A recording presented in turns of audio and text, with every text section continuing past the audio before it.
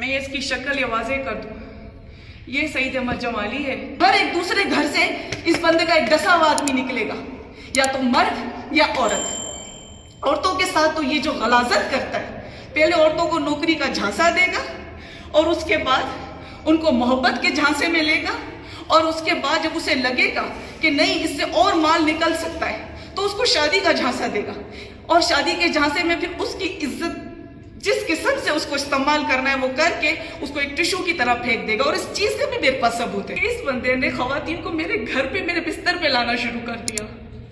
वो चीज मुझसे बर्दाश्त नहीं हुई। मैं एक बीवी होने के बावजूद जब मैंने ये सारी गलाजतें देखी और मैंने उस बंदे को छोड़ा, मैं उस बंदे को छोड़कर जाके मैंने खुला का केस डाला, वो बंदा, उसके घर वाले, उसका भाई निसार अहमद, उसका भतीजा सनाउल्लाह मेरी जान के दुश्मन बन गए। मैं बलूचिस्तान की बेटी हूँ, मुझे तहफ़्फ़ुज़ दिया जाए, मेरी बच्ची उस जानवर के हवाले ना की जाए, मेरे खानदान को तहफ़्फ़ुज़ दिया जाए।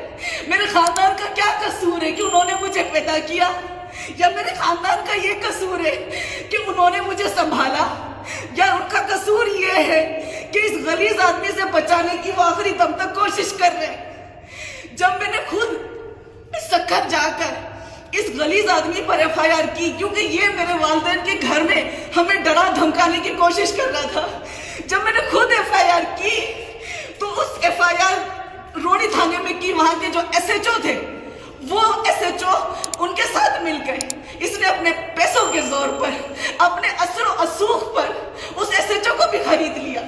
वो बंदा इससे कोई इंक्वायरी नहीं कर रहा है। मैंने जिस दिन इसके ऊपर एफआईआर की उसके 2 दिन के बाद ये पूरी जमानत पे घूम रहा है। मेरे खानदान वाले डर डर के अपने घरों में बंद होके बैठे जो सच बोल रहे, और ये गलीज आदमी, इसका भाई, इसका भतीजा सनाउल्लाह सरे आम देरा मुराद में, झलमक्सी में, सखर में ऐसे घूम रहे जैसे इनकी बादशाही है।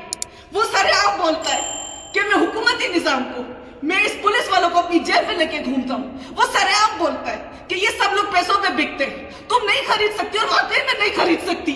मैं किसी के लिए अपनी इज्जतों को नहीं बेच सकती, मैं इज्जत के लिए लड़ रही हूँ।